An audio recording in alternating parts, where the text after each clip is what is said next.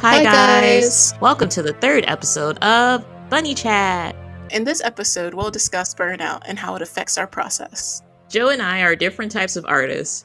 Joe's focus is typically on mixed media art or digital art, while I primarily work on textiles and design.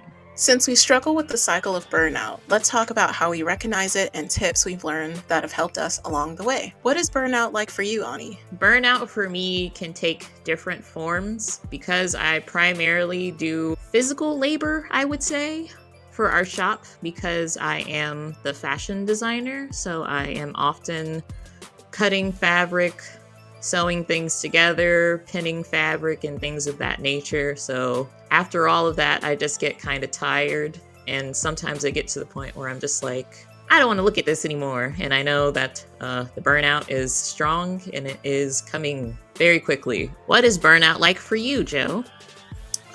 Typically it begins as depression. I'll start realizing that I just don't like anything, or I just won't have any ideas. And I typically have like racing thoughts constantly because I'm not on Lexapro. And sometimes I get a lot of like eye strain or headaches and migraines from the computer. So anything that is like flaring up my carpal tunnel, I know that's when I need to start taking a break, or if I'm starting to get like migraines from staring at my iPad or the screen. My first tip to segue us into things that can help would be taking a break. Taking a break is very important on both me and Joe's list. If I ever get tired of working on something and I have the time to take a break, hopefully I do, because sometimes I'm just working to the end of when we have to go to the convention. So in that case, it's kind of hard. When I have time to actually take a break, I will just walk away and do something else, whether that is hanging out with friends or watching a good little TV show or something like that, and then coming back later on in the day. Typically, if I'm sketching a lot and all my sketches look poo-poo, I will just switch to a completely new thing. Like I'll start doing crochet or beadwork or making friendship bracelets. Does this hurt my wrist? Yes, but creative juices are still flowing. Another thing I like to do when I feel burnout coming is making a Pinterest board. I think Pinterest boards can be really important to get ideas in your head out. Sometimes I have a lot of like visions of what I would like to create for like our clothing items or like a tote bag or something, and I can like visualize what I see in my head, but I can't really explain it yet or put it out on paper when I need to sketch. So I have Pinterest theory that I work on. So what I will do is I will start off placing different pins on things that I would like to incorporate into the item I'm working on. And it doesn't necessarily all have to be like fashion related. Like sometimes I get really interested in the folding of paper and like origami or fabric manipulation type of stuff, pleats and things like that. So I would keep adding random things until I get to a point where I am able to find connections in what I put on the Pinterest board. And then also having a Pinterest board is a good way of putting different ideas out there so you can have visual references of what you want to be in your clothing item. So I recommend a Pinterest board to anybody who is in burnout. I agree. Always having a Pinterest board and saving your Pinterest boards. I have a bad habit of not labeling them, so I have like 1,000 Pinterest boards that have crazy ideas and none of them make sense. But now the references are there, like Ani said.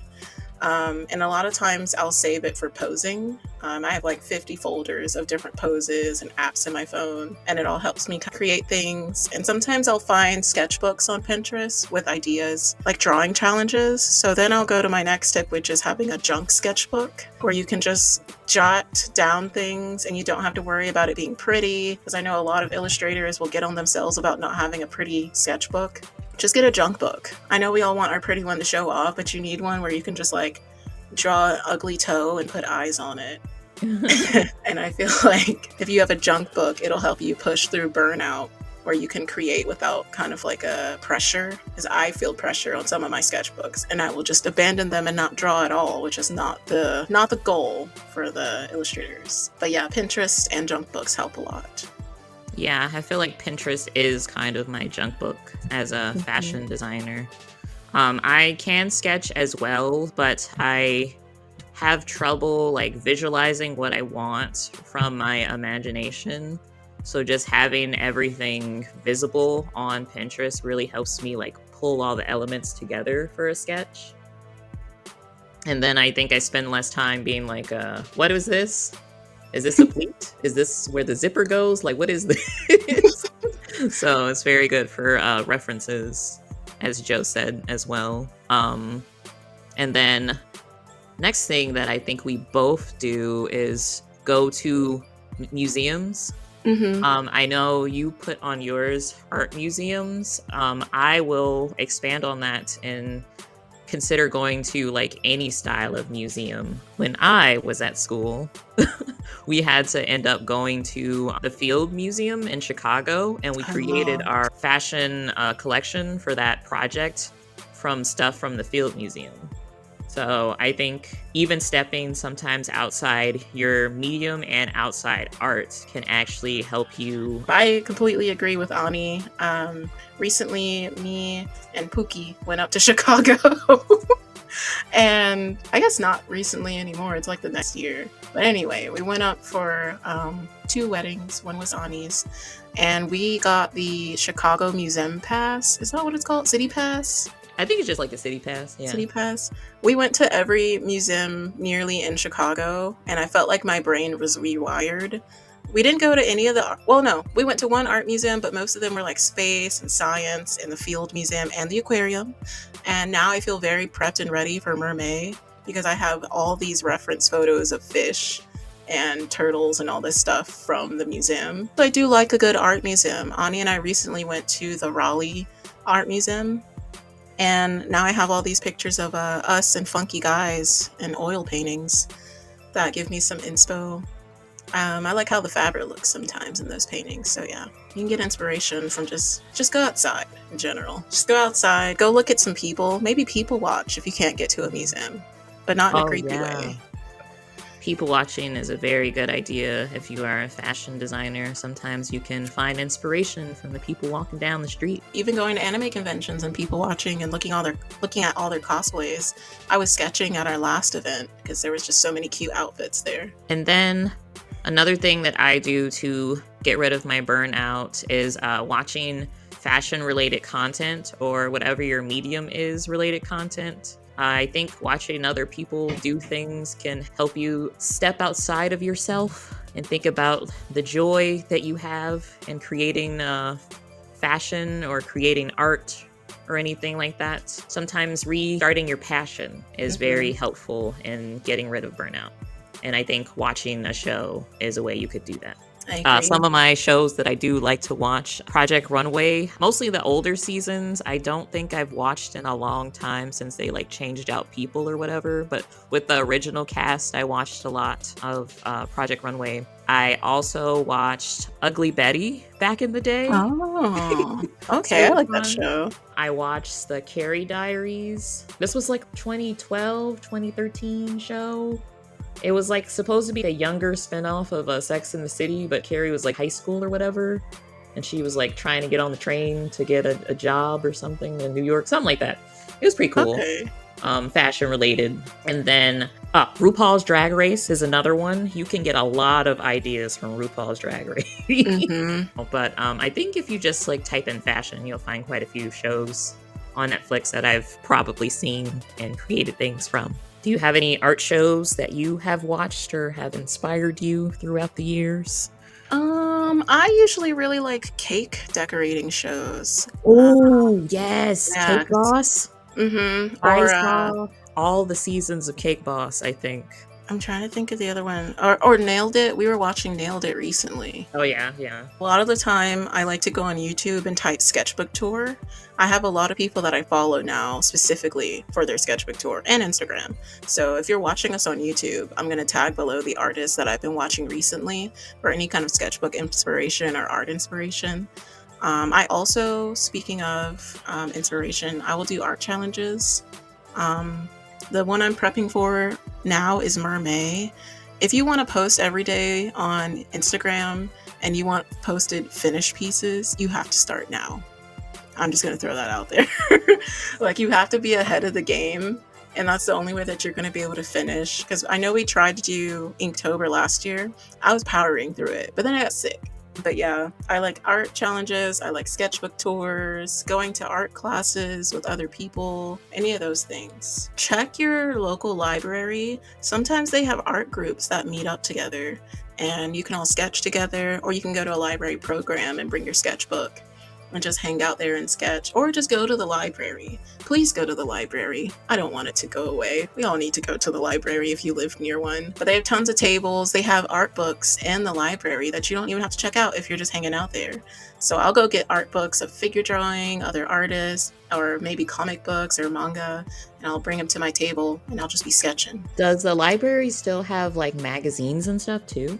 They have magazines, newspapers, like they got the whole thing. They keep Yeah, them so all. if you're looking for fashion inspiration and you want to go to the library, checking out some of the magazines is also a good option. See what's going on in the past and or present. Also check Facebook groups. People would do Facebook meetups and swap art supplies. Don't go getting killed or anything though. Like bring a buddy. Yeah, please. Join an art community. Yeah. Like get on Facebook. They go on Discord. There's this community local, well no, not even local to just here, but there's this book community where you all just meet up with your books and silently read next to each other and drink coffee. No one talks. It's called Silent Book Club. Yeah, Silent Book Club. I haven't gone to a meeting yet, but I'm itching to go to one, and I would like to do one for artists too.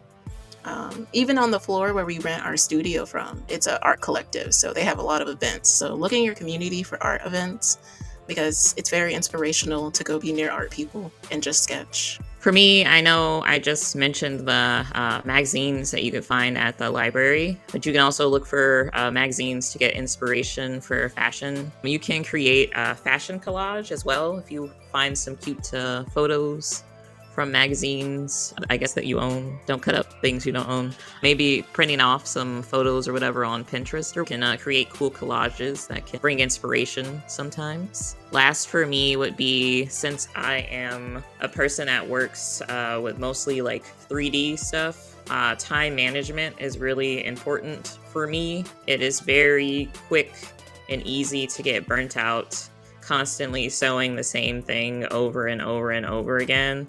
So I've been learning in my later years. For some reason, when we first started making stuff for conventions, I was able to like lock in for hours. I remember I would take off like a week from work when we were in college, and I would just hunker down and make a whole bunch of stuff for the convention and just be fine. But nowadays, I can't keep myself focused for too long without getting burnout. So now I've been trying to like plan out my days and do this task for like 2 days and do this next task for 2 days and stuff like that, instead of trying to spend my whole week trying to make everything, because that is a recipe for disaster for me at this point.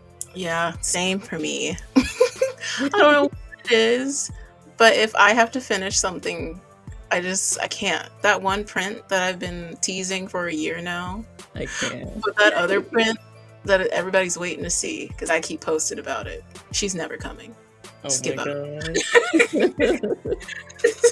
But yeah, fatigue on really complicated drawings is real. I feel like that's probably the thing I could compare to most, other than making the scrunchies when we had literally a factory at the apartment. It's just, I'm tired of looking at it and I don't want to do it anymore. My hand stops working and I gotta go.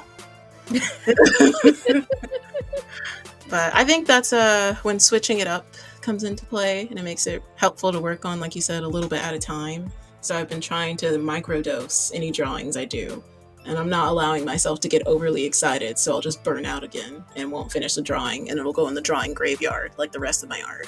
Also, I guess since we're basically done with our list, another like advice thing I would say is to try your best to not freak out when you experience burnout, because I feel like earlier on, I think right after we graduated college, I was really in the depths of burnout, and I was just like, will I just never be able to be creative again? And I was like crashing out about that, and I had to realize that I just needed to like take time and like change up the way I was doing stuff and my like lifestyle. Sometimes you need a lifestyle change as well if you are extremely burnt out. So instead of freaking out, maybe take a better look at your environment and maybe think about whether it's like career change or whether you need to like move somewhere else, or the person you're living with is irritating you or something like that. Maybe make steps to leave that situation and your creative juices will return. That's real. Yeah, when I graduated, I was a shell of a human being.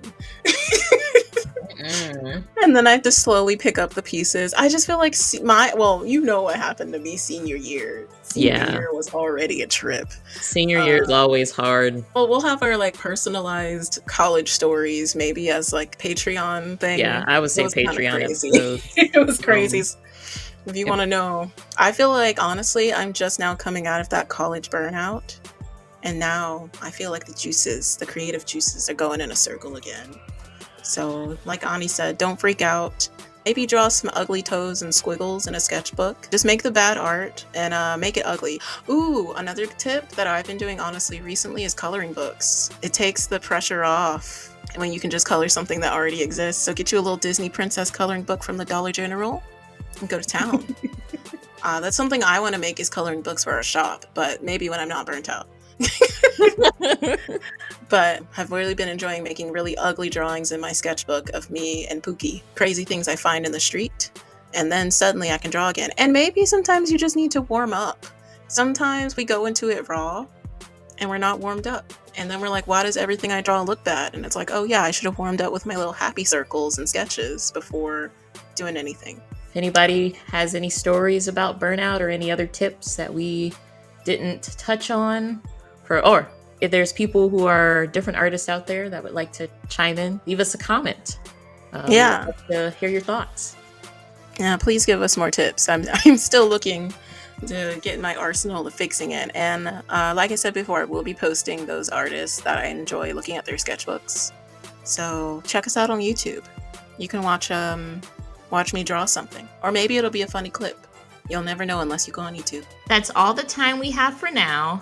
If you are interested in hearing more from us and following our small business journey, please subscribe here on YouTube. Check out our Instagram and our website, okashii.com. And if you liked what you heard here today, we'll be posting monthly episodes on YouTube and Spotify, along with bonus episodes on our Patreon. Thank you so much for listening. See you next time. Bye, bunnies. Bye, bunnies.